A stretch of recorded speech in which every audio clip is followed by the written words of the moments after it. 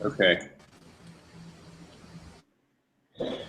This has been an ordeal. Yeah, well, every time we do it, we get a little bit better. A little bit better. In you. Yeah. So, how did videos go? I've rendered them. They look great. I've just invited you to be an author on the blog. Okay. So I think we upload the videos first and the maps second. I think what we should do for our second salt line, intersecting our first salt line, would be to recreate the line, the path line we took from, say, the ocean, in my case, James River, in your case, recreate that line to the gallery. And so that would be our second line. Wait, so I do yours or I do mine? I think I do mine, you do yours. Okay.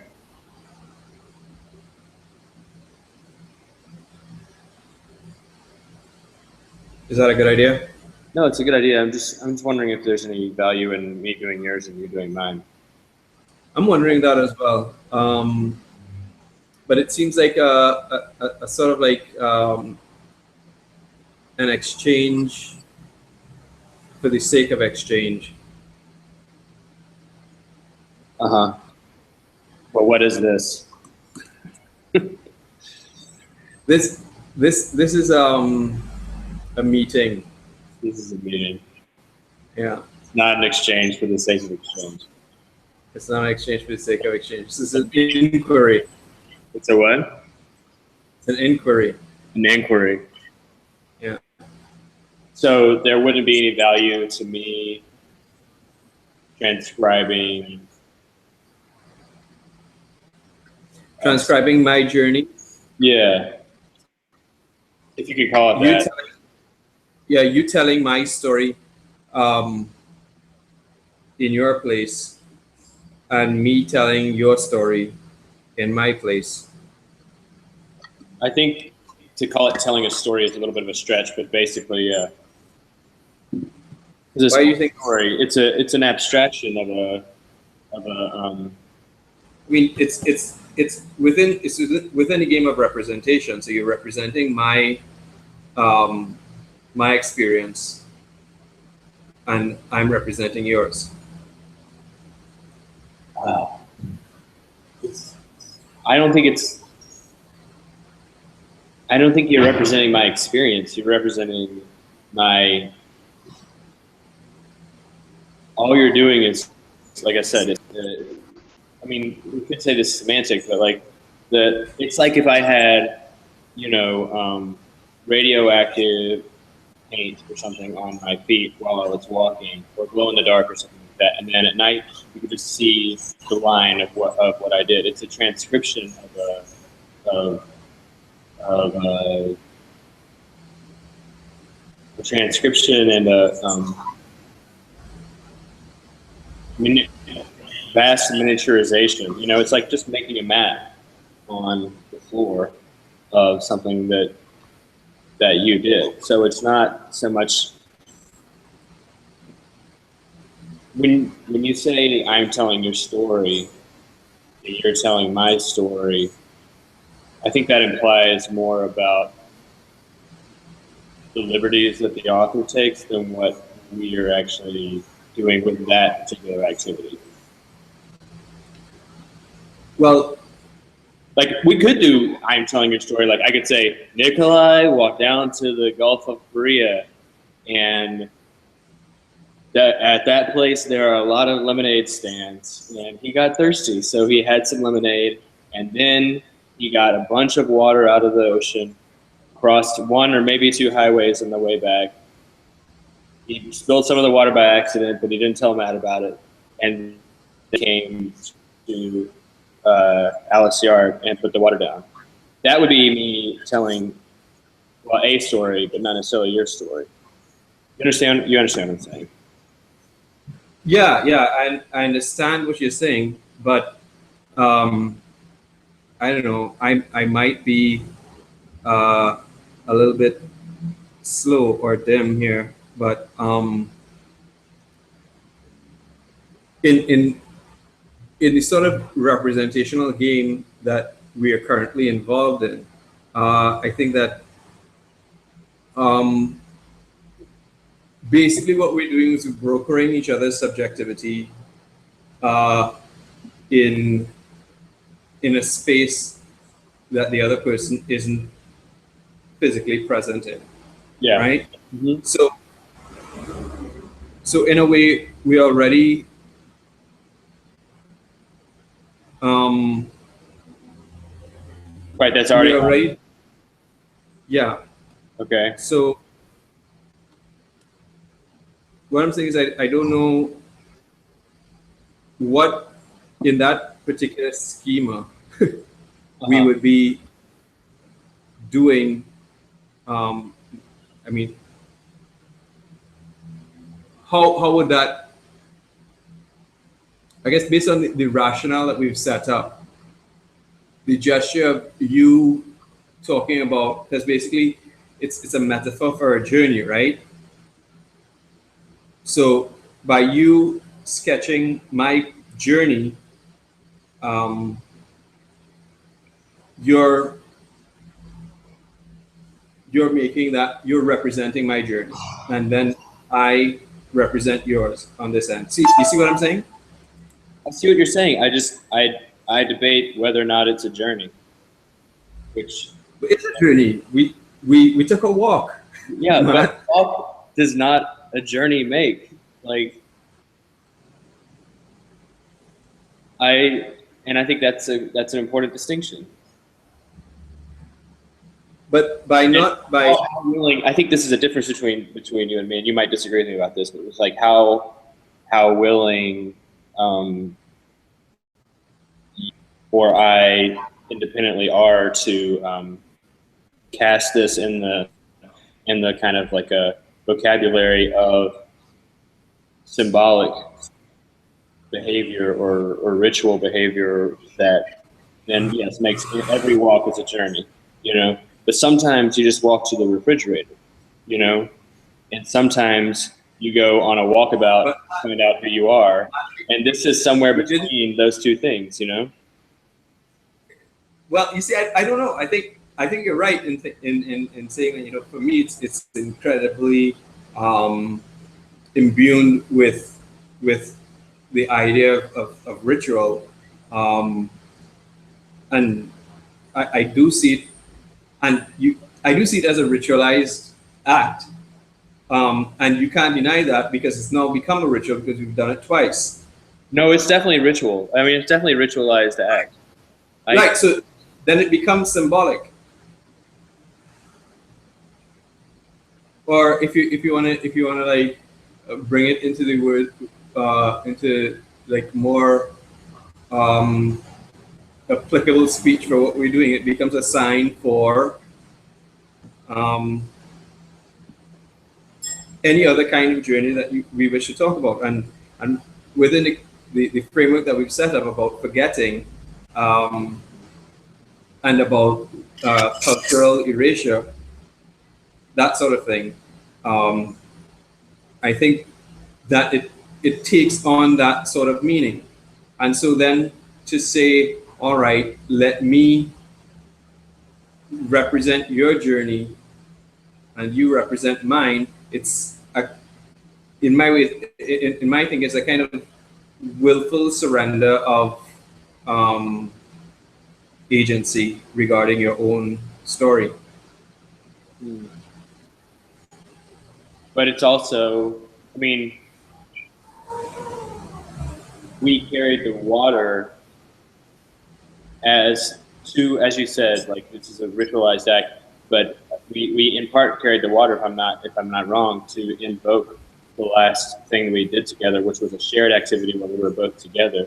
So when we carried this water yesterday, the idea was to kind of, like I said, invoke the presence of the other in this space, right? Yeah, but then to assume that that is the only the not the only context in which that action can be read, I think kind of gets back into that whole, like, where you hold one idea in your head and not take into consideration the plethora of things that you may touch and associations that you may draw on when you do a simple act or where you have a gesture like that. So, for instance, in my case, walking from where I did to where I am, it covers a certain kind of history of the place that I'm in, right? So a lot of the land I covered is reclaimed land, right? Right. What do you mean reclaim? Sorry? What do you mean by reclaim? Yeah, it was swampland. A lot as little as 50 years ago. Some of those communities I crossed didn't exist. Maybe more than 50 now, perhaps like 60, 70. Yeah. So and there's a context that is sort of wrapped up in my subject identity in the place that I'm in, and the places that I walk through to get to the space here. Okay. So all of that is in that act, and it's specific to me, and I imagine in your case it was specific to you as well. Yeah, I mean, so I mean, I don't know the entire history of how the space between here and where I got the water developed. I don't know that entire history, but I do know that, Belle Isle has been, it's in the middle of the James River. It is presently like a big park where there's like a lake where you can go fishing, and there's tons of mountain bike paths, and it's surrounded by rocks. There's an old hydroelectric plant that used to power the entire trolley system in Richmond before that was bought by the bus system and shut down. And before that, it was a quarry where they dug iron ore. And before that, or around that time, it was also a POW camp for Union soldiers during the Civil War, where it was like this atrocious place was an outdoor camp. And even though there was lots of starvation and dysentery and stuff like that. But then it's also like the present, which is this place where tons of people from all walks of life go, and there's a nice bridge that runs underneath the highway that you walk over, that I walked over. You might have seen in parts of the video. And it also is imbued with all of my personal memories of going there, the dozens of times that I've been there since first coming to Richmond in 2009 to do the summer studio program. So so that's why, I mean, I guess that's why I am reluctant to read it as a journey, because that conceptualizing is that when you do that, it's contesting with all of the other walks and footsteps that I've taken in that area that I did not conceptualize as a journey.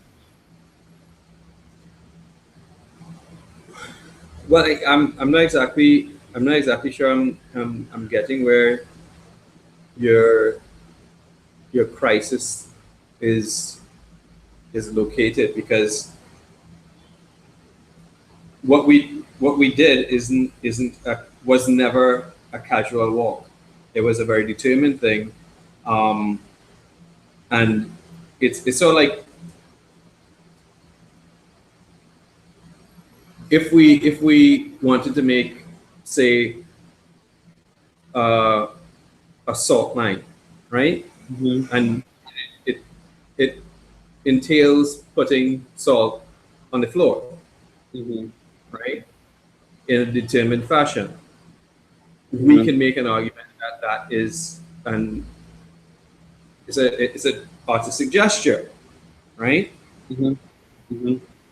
But it wouldn't be the Yes. first time that I've put salt on the floor. I mean, there's a lot of times I spilled salt on the floor, and it's not art, Mm-hmm.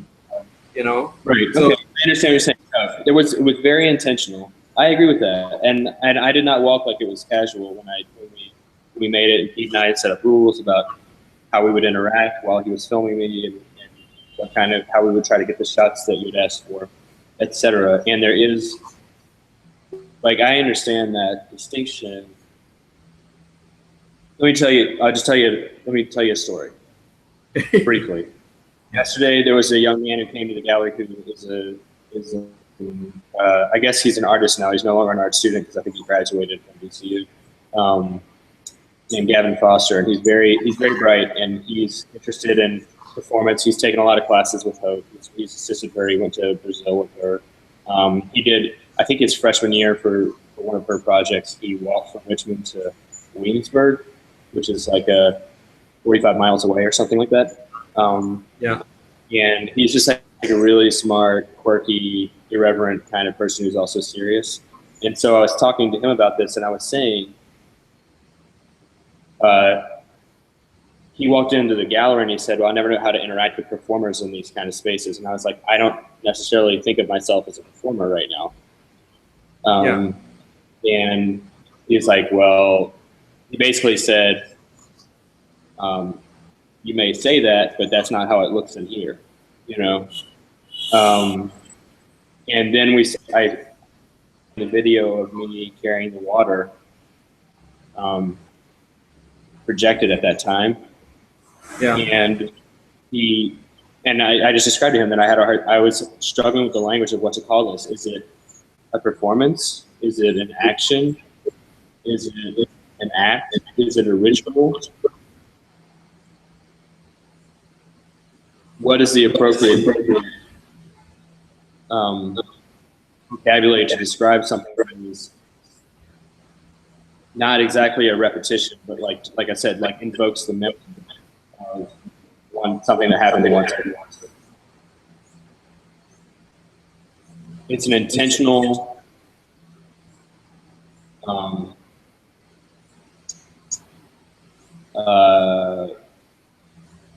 recollection, right? But it's not exactly a reproduction. Yeah. And I agree that it's like, I agree that it's definitely a symbolic act, and as soon as you bring it in, do it for art or bring it into the gallery, or do it for art in general, like it has that kind of, you could call it baggage, or you could call it just information to consider with it, right? Yeah. But okay, here's the question: if it is a journey for you, what are the symbolic beginning and end points of the journey?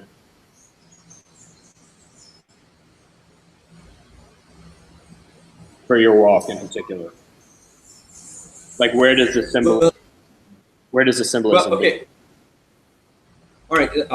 Let me just add a little context. When I say journey, I don't mean. I mean it's a literal journey in that, you know, you've got a start point and end point, and you follow that, so it's a journey, right? But it's also a metaphor. It's also an analogy. It speaks to any number of journeys and and carries any number of layers of meaning, right? Like I say, you know, there's and basically what I'm saying is, like, in order for me to unpack it in a kind of serious way, it would require me to sit and do some writing, you know, because there's because We're sitting and standing and doing some talking right now. sorry, I didn't get that. So we're sitting and standing and doing some talking right now. One more time. I said we're sitting and doing some talking right now. Right. No, I said writing. I know, but we're also kind of writing because we're recording this. Well, that's true. It's true. And it's, But what I'm saying is it would require me to be a little bit more contemplative and responsible than I'm able to right now. It would require some quiet time in my head. You know, what you can't do with this guy around. yeah. You know, it's like, you know, Hey. the monkey's getting his food right now, so, you know, he's excited. Well, I think that we should bring that back when you have figured it all out. Yeah, I mean, it's operating on levels to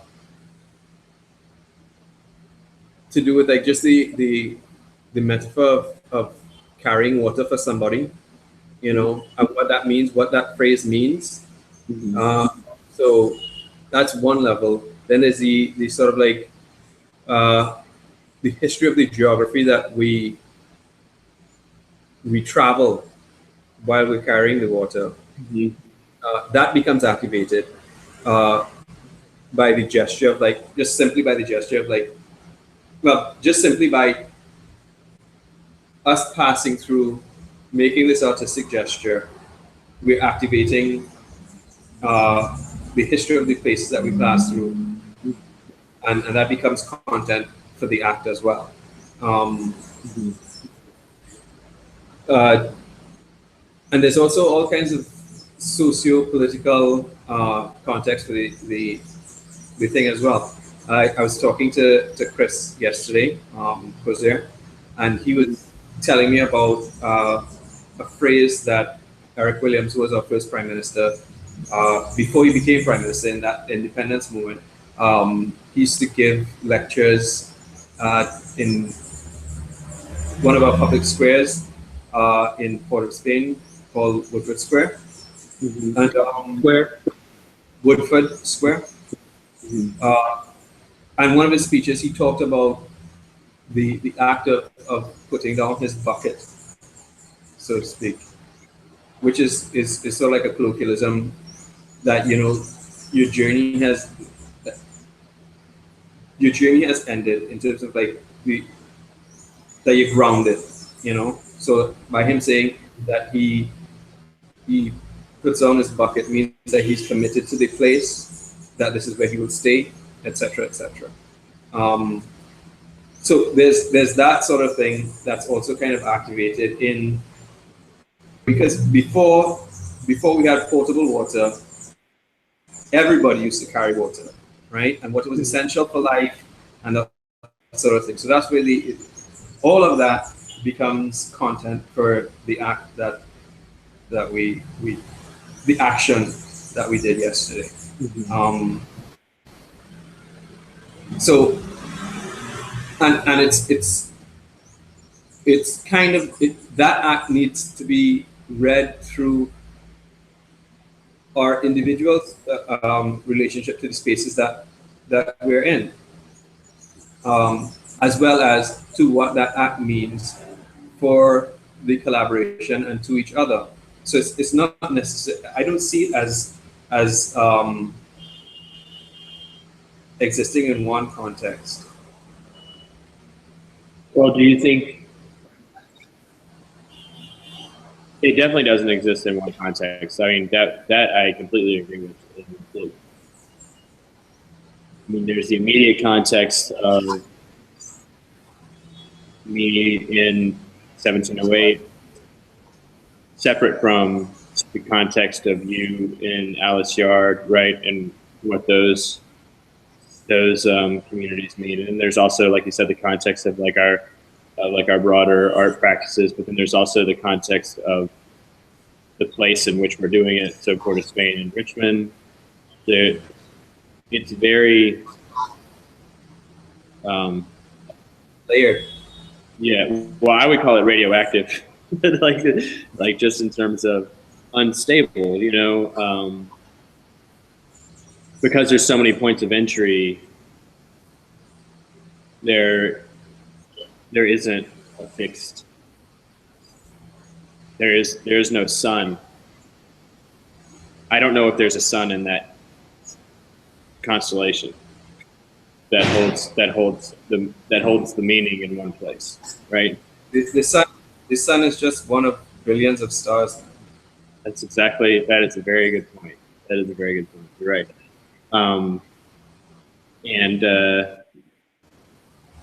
So I had another question though. Do you think that the memory of carrying water,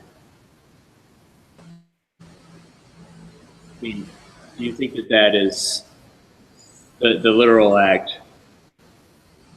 Do you think that that's more palpable in Trinidad than I think it is in Virginia? Like very few people who are alive today in Virginia, least of all in Richmond, have a memory of actually having to carry water anywhere, right? Yeah. Yeah, I no, go ahead. Well, I was saying, and the reason that this is important is because what we're talking about is activating, when you're talking about like activating a history being activated by walking through a place or by doing a certain action, like gathering some water and then carrying it somewhere. Like what you're talking about activating is memory, right? You're talking about triggering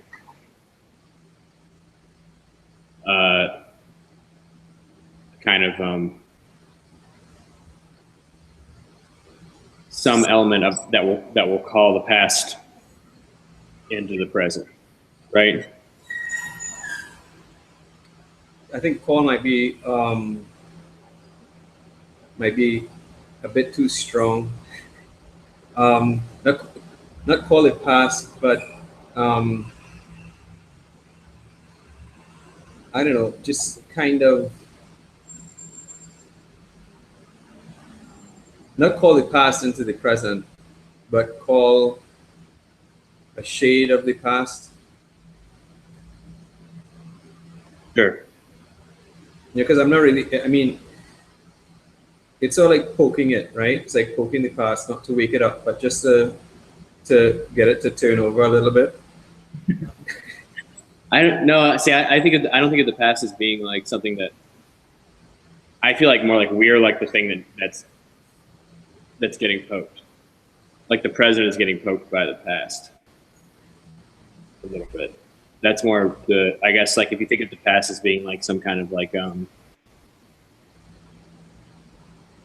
layers and layers and layers and layers of sediment, right? Yeah. If you imagined time as a snowstorm,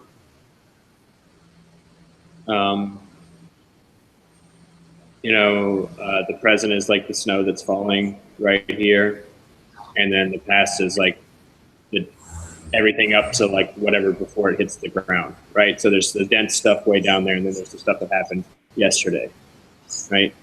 And that's kind of like what we exist in. It's like, so I think of the. So can I just interrupt you a little bit? Yeah, this is a little bit of my mischief. Could you use a metaphor that people in the less temperate regions of the planet could understand? So just do it as an exercise. the past is like a tropical forest, and so you have a canopy of leaves up here, right? And all the bugs, all the everything thrives there. Nothing dies. It's brutal, vicious circle of life everywhere because nothing dies naturally. Nothing gets suppressed. Everything thrives, and therefore everything is just in a constant murder battle. Okay. The vines are choking out the snakes. The snakes are eating the rat flowers. The flowers are eating the bugs. It's a mess. But the present is like the layer that you walk on in through. So that's the trees and the leaves and everything like that, right? And yesterday is like the leaf that fell down yesterday, and then a month ago is the stuff that's decomposing beneath that, and then a year ago is the stuff that's turning to earth below that, the compost, and then 10 years ago is the dirt that's a foot below that, and then 100 million years ago is the rock beneath that. Even though I know that's not actually the way that rock is created, I'm just saying for the function of a metaphor, right? Yeah. So in terms of, so I guess what I was saying is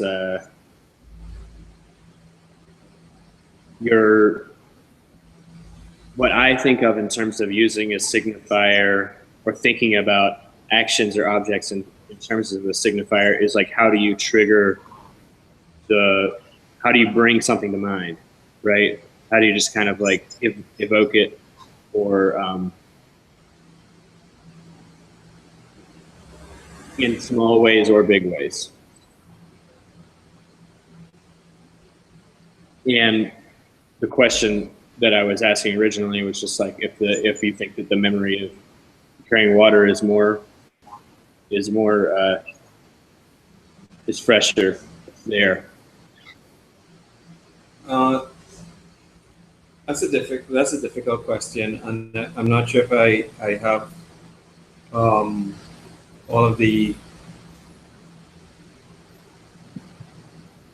I'm not sure if I can make a good judgment of that, because my impression is that whilst the act of carrying water is just 1 or 2 generations ago for us, and in some parts of this country, people still do carry water, but certainly within the capital and its suburbs, it would have been 1 or 2 generations ago where people would actually have there'd be a standpipe somewhere, and people would go and they would fill up buckets of water and then they would take it to their residence. So it would not be that long ago, but I think, and this is where I may get in trouble, I think that we forget quicker here. So there's, we forget incredibly quickly here. We don't necessarily have the same kind of relationship to history as I would assume the United States is. And that's a plus and a minus, because we hold on to things less, but then we hold on to things less, Right. Double-edged sword. Well, I don't know. I mean, in terms of maybe progress. What's that? We embrace progress. Right. Well, I think that has to do with the rate of Development. Well, concession. To do with is related to that. So I think the more you have to or want to forget or escape from or let go of, the faster you're going to do that, and I think when you're sitting on, I'm getting entirely speculative here, but when you're sitting on a mass of land, right, and money generated through that land and resources, and through hundreds of years of free labor, the way that the U.S. was, particularly around and then you just come out of World War II, in which was like incredibly destructive and but not necessarily at home. I feel like that was like a time in which progress was embraced very much. Progress. If you can make it some kind of like inverse graph. If like progress goes, I'm gonna see if I can draw this on here in a way that makes sense. If progress goes like this, goes up, and then inversely, like memory goes down, right? See, I'm not entirely sure. Yeah. All right. Yeah, I'm not entirely sure if it's a decline or an exchange. Okay. Yeah, sure. Yeah, I understand. But it's not necessarily like is it a equal, I mean, is it pound for pound? It's like switching out. And this is like a stupid analogy, but you get it. It's like switching out like whole grain bread for like white bread. Yeah, well, I'm just like, that's what I'm asking. Is like, is it like you get a pound of electricity for like a pound of like of accent, or a pound of language? Yeah. Yeah. And internet for let's see, internet for books. That is pretty much, yeah, that's a definite thing. That's real everywhere. But Blogs for books. What? Blogs for books. Blogs for books. That sounds like a terrible nonprofit. You should start that. Give us your books. And we'll give Yeah. you read when you can say whatever you want. All right. What I'm going to do is I'm going to, because I'm quite finished setting up yet. So while we continue this conversation, I'm going to be moving around. And unfortunately, people who are signed into the channel are just going to see this blazing white wall. But I could put a piece of blue cloth on it. So give them something. This is categorized as entertainment, Nikolai. I hope you know that. Okay, we need to make sure that viewers are being entertained. Well, this is the thing. I told people that you and I are YouTube stars. We are what? We're YouTube stars. Yeah. That's right. Yeah. That's right. 15 minutes. Yeah. 15 minutes or 5 days. Whichever one. All right. So I'm gonna listen to you while I attempt to set some things up. Okay. Well, I don't know what I'm going to talk about. I'm going to respond coherently.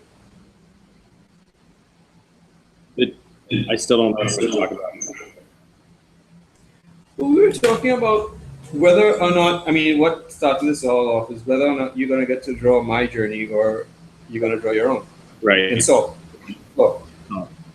Well, I mean, we start to talk about salt too.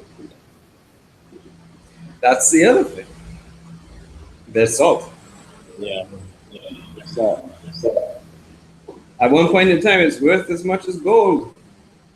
Nikolai, this is Emily Smith. Hi. Hello.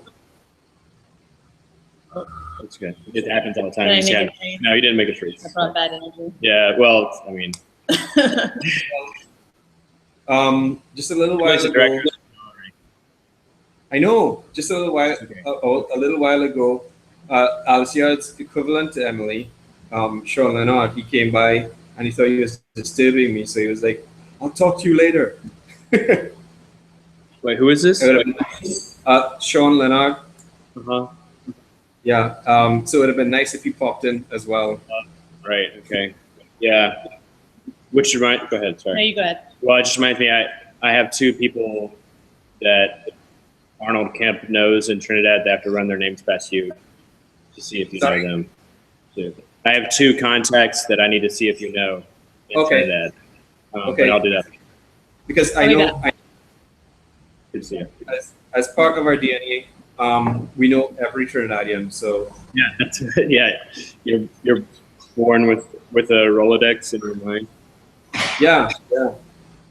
Okay, the names Mhm. are. Do you know Shay Lovelace? I do know Shayla Bliss. Do you know Melanie Archer? I do know Melanie Archer. So there you go. There you go. What did I tell you? Yeah, you've proven yourself. Yeah.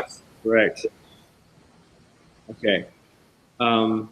Yeah. So we started like whether or not this is a journey,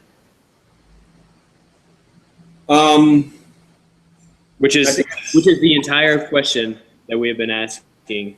You know, if you think broadly in terms of the last two collaborative projects that we've done.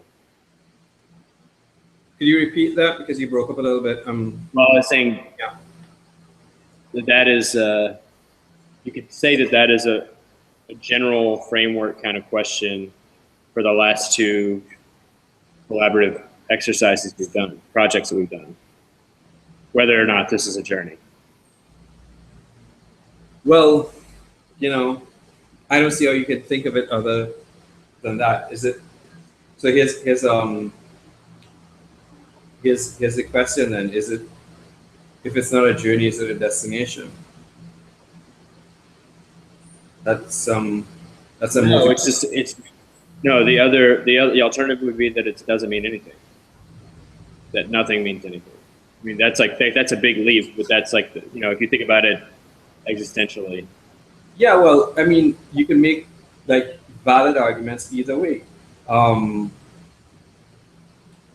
suppose it's difficult in our largely westernized consciousness not to think of it as a journey because time has been elapsed, objects have been made, processes have been refined, development in terms of our understanding of what the project is, in terms of our understanding of the content of the project, those things. So things have accrued over time. So you could think of it as like, yeah, this is a journey, or you could and quite legitimately think that it means nothing. I'm inclined to believe both. There you go with that hybridity stuff again.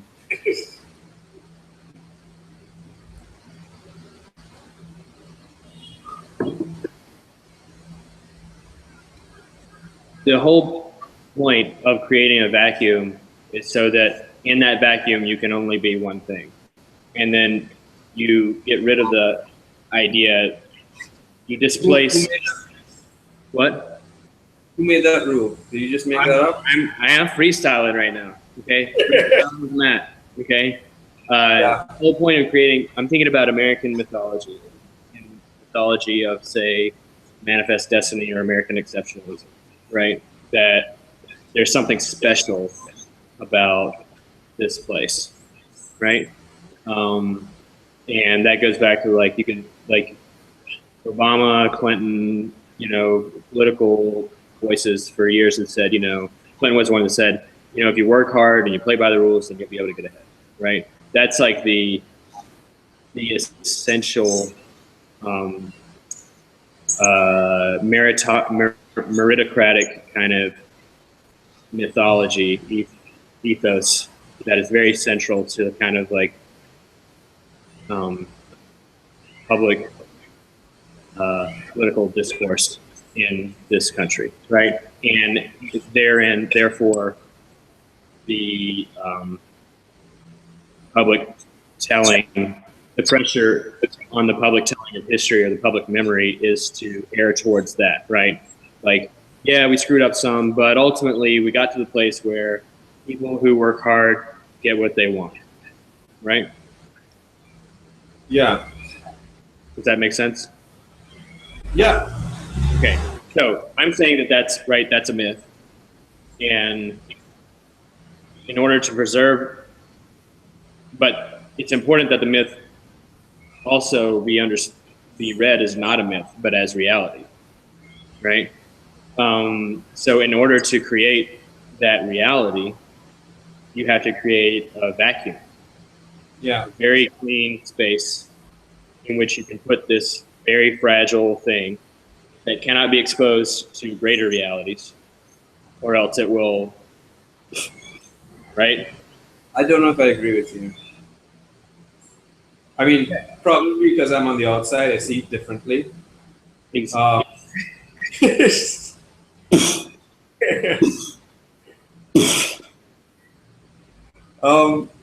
no, I see like the philosophy of like American exceptionalism sort of not existing in a vacuum. I see it existing and carving out a space uh, in a world full of competing ideologies, and doing so uh, through like a number of different sort of, I mean, coercive mechanisms. In the way it plays out on a global scale. I mean, I say coercive in the way Foucault would say coercive. Compelling. Sorry? A lighter version of that would be compelling. Well, they make it compelling, you know, which means it's clever, it's cleverly done.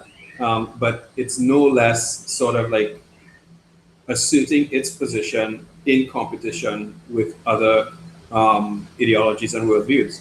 So I don't see it. No, I meant. I think. Let me finish. I think that just the quotation that I referenced earlier by Eric Williams that Cozier sent to me today made me realize that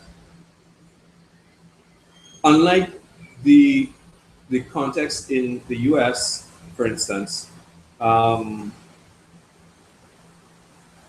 so here in Trinidad, we were like really cohesive because in the independence movement, we had, say, an enemy, right? Which is like colonial rule. So that was the enemy. So you know, the way to unite the people is to give them a common enemy, right? What the United States has done quite successfully over the generations is to make sure that they had an enemy, right? They had something to react against. So American exceptionalism cannot exist in a vacuum because then you won't have an enemy, you won't have contrast. You won't have to say, well, we are this and they are them, they are that. Right, I understand, but that's what I think the purpose of the vacuum is to. It's not that you can't communicate. No, but I'm saying there's no vacuum. You need the pressures of ideologies competing with you. There's no vacuum. I'm just saying. I don't see the vacuum. Vacuum is an analogy to use. You win, but my point remains, which is that maybe not vacuum, but just like I don't know, cloister or something like that. Like yeah, they are out there, and who they is The us versus them is very important, I think, to the operations of that ideology.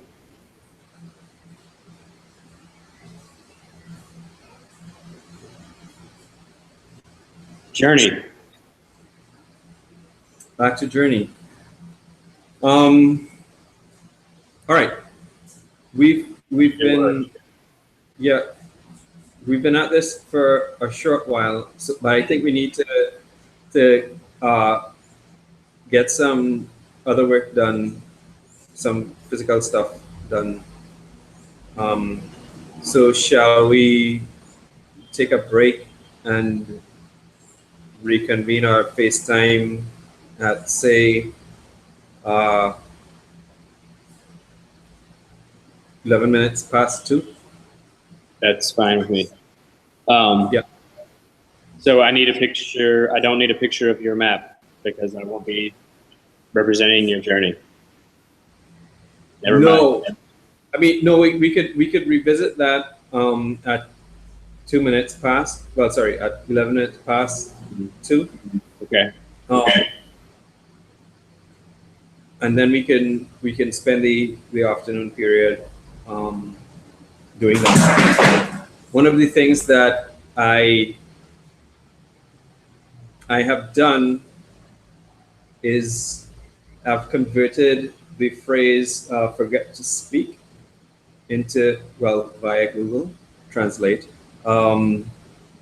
into Hindi, and I've spoken to my father, whose family, his side of the family spoke Patois, which is a kind of broken French. That was kind of largely, it was like the language of northern part of Spain prior to sort of like some of the pressures British colonial placed on the population to convert to speaking English. So, and I got the translation for forget to speak in Patois as well. I ran it through. It's really odd. I ran it through the Google Translate thing, and it's almost like the French phrase for it, except that I think the phrase that they gave me means the opposite. But I'm gonna, yeah, it means like not to forget to speak. But I'm gonna use that phrase to either create a floor text similar to the one that I did in grad school for the popular version, and I'm gonna use Google's voice translation for the Hindi version, and make a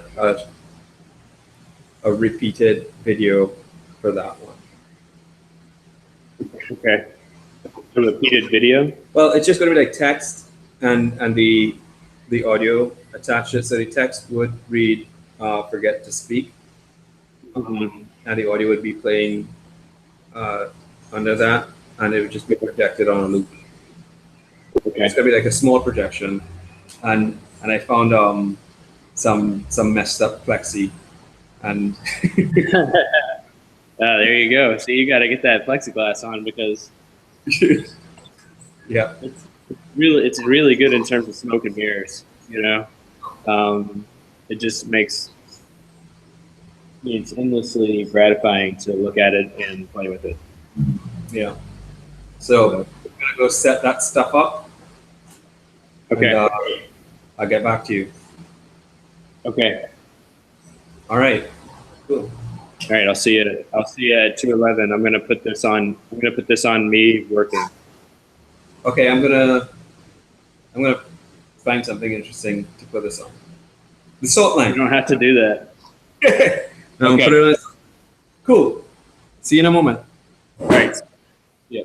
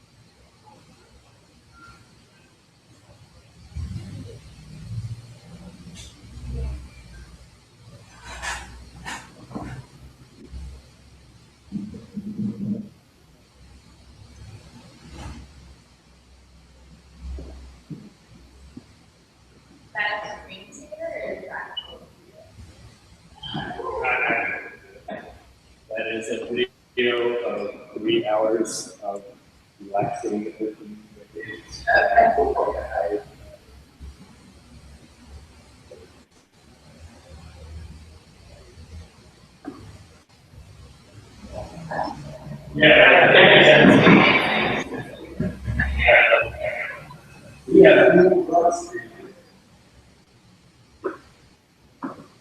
Just a minute to get some food on your tab.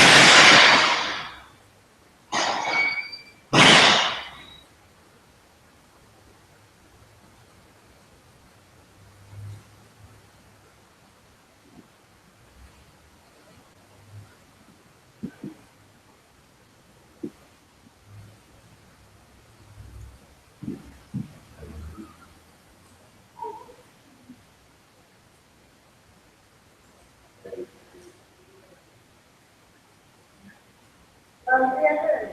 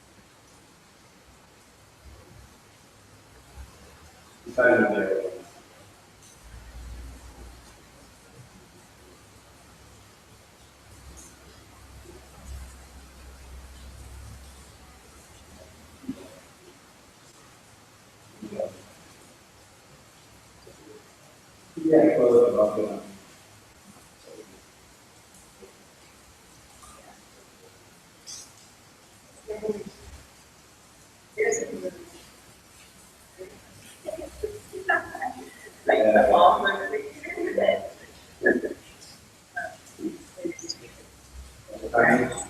well, what is that jump?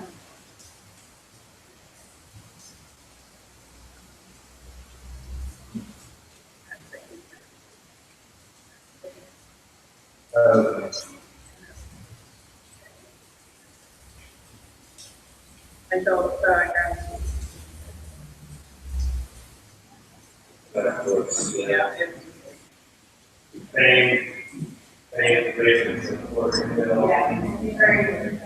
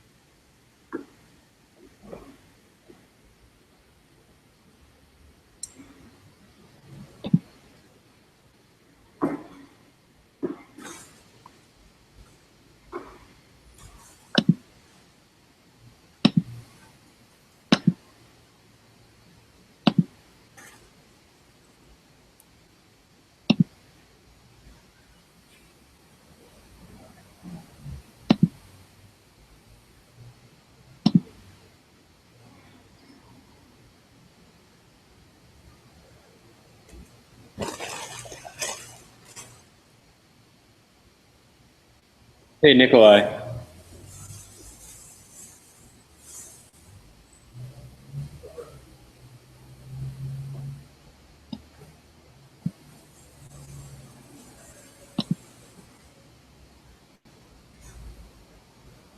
Yo.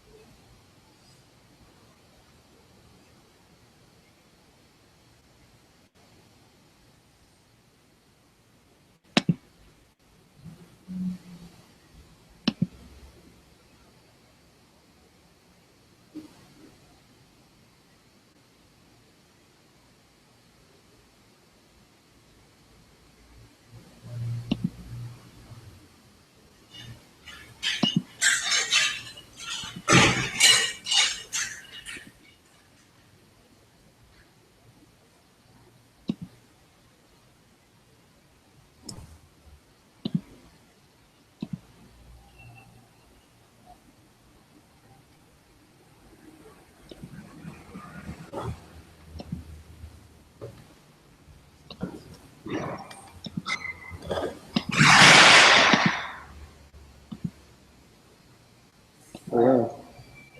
Hi.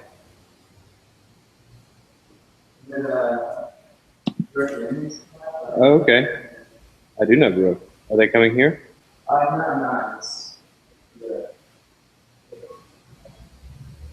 Oh, great.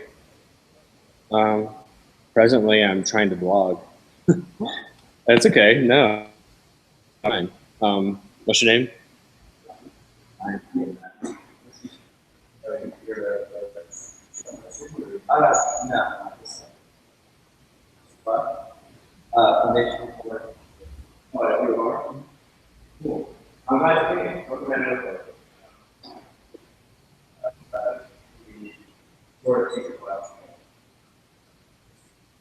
So this is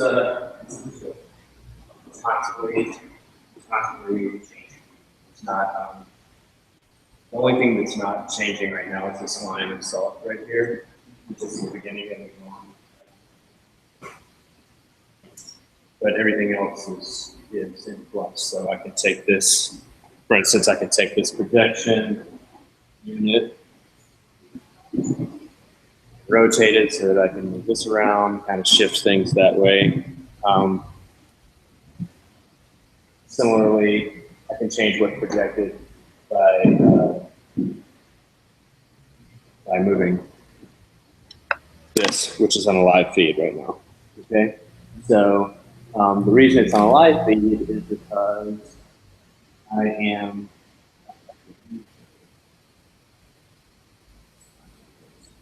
is because I'm collaborating with my friend who's also an artist, Nikolai Noel. Nikolai's in Trinidad. Here, I'll show you the.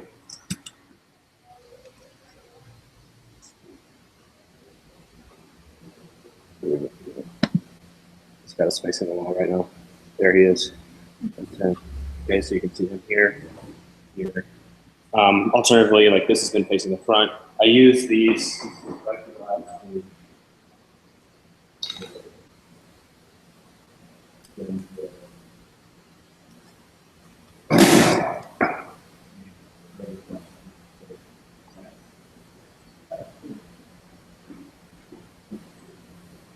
This here is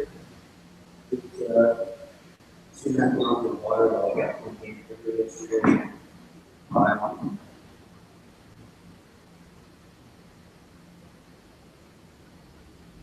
We got 200 gallons in the water.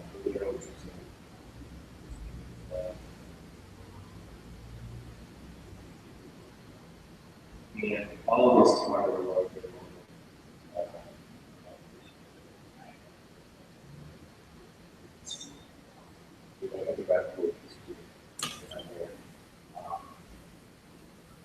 over there. We both are really interested in shared across and perspectives. We're not fully approved. The last word perspective of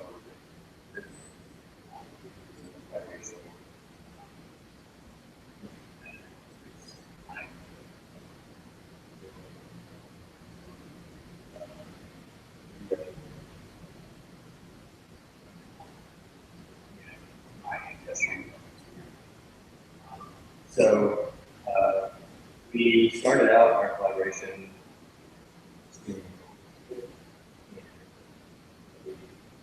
kind of complicated by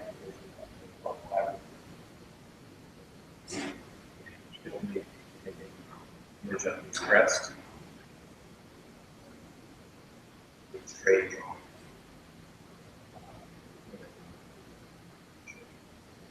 Then later on, we did a collaboration.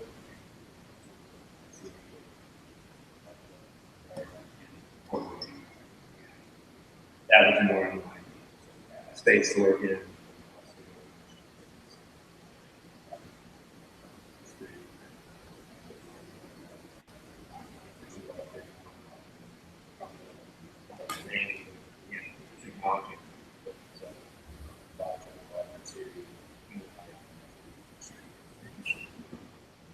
So getting all that material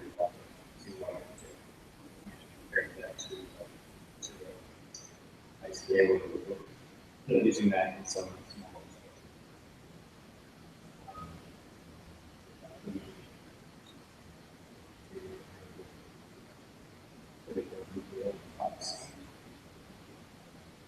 placing on top of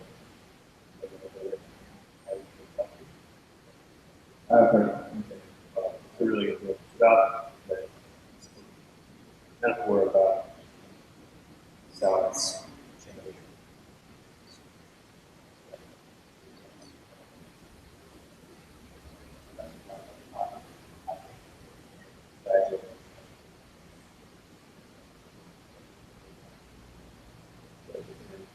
Stop it. We did an exchange where we sat outside the ICA, tried to draw each other.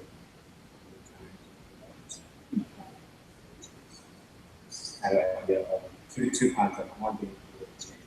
We draw each other, like with the kind of concept of don't get a sense of someone necessarily from one not just them in the relationship. Okay. Yeah. Well, that's a fun thing.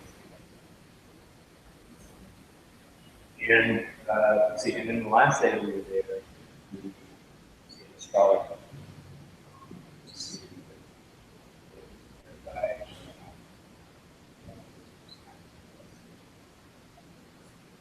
And that was actually special. Based on natal chart, which is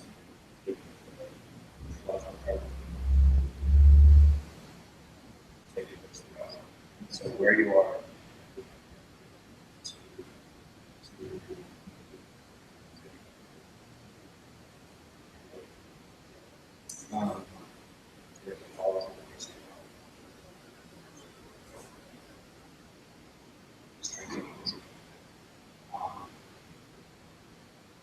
So, in take those two together, two different things. Where you guys can have that together.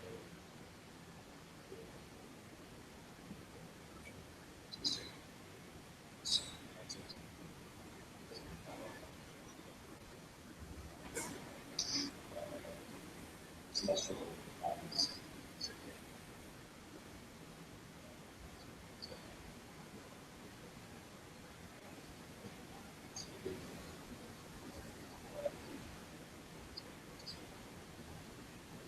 And the reason we're saying that is typically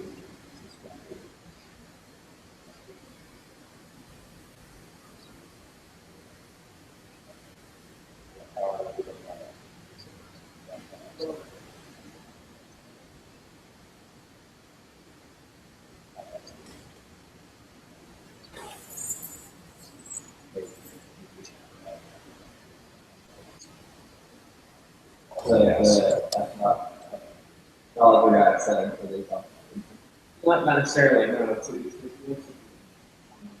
this is more like, he is also like telling us about past lives. He said that based on our chart, it was either both of us had like the idea.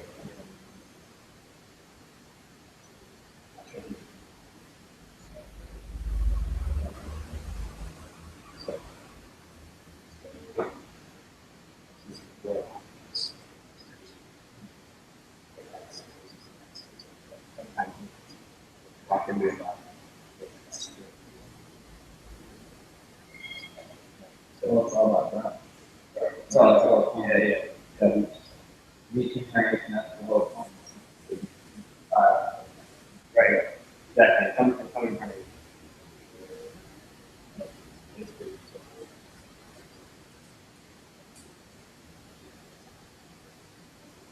so he said that Heather and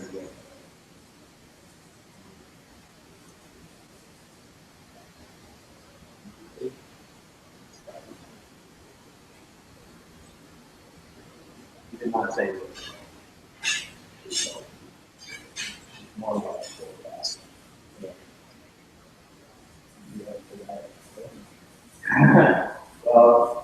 Well, I think what we're actually trying to do is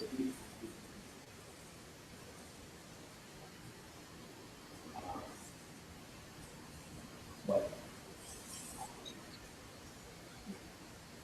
here can you create space?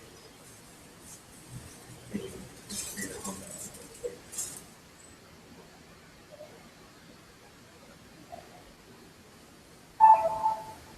That's kind of like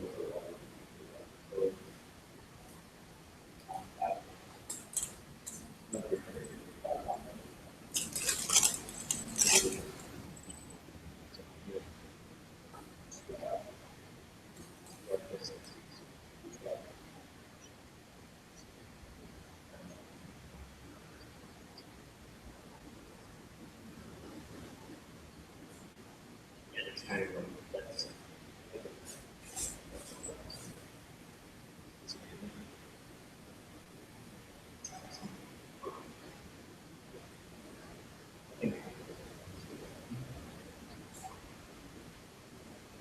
it's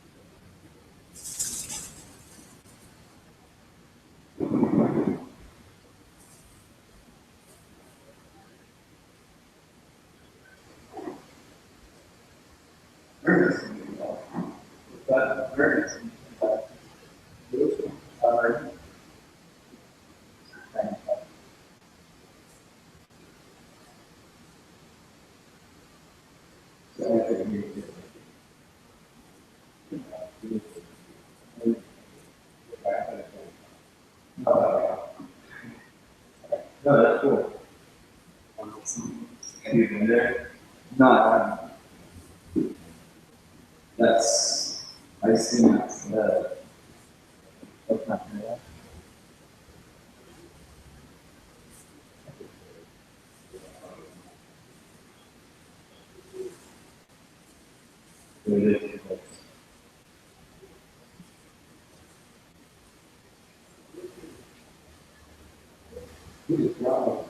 Far from myself. No. Yeah, but we also have It's just not what you would expect. The same way, it's the same way as this is the space that we're in is the real Richmond, but it's necessarily what you can see. I know.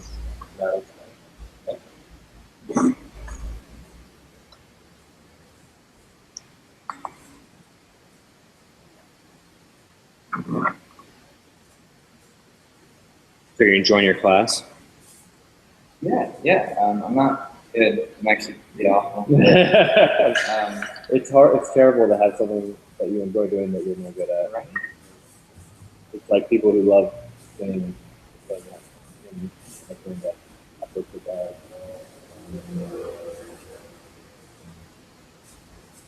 Or your heart wants to do, but it might be why you want to do it. Honestly, more music out. I like this. All right. Well, thank you, man. What'd you say to me? Brian. Thanks for coming by. No problem. Thanks. Tell Brooke I said hello. See you later. See ya.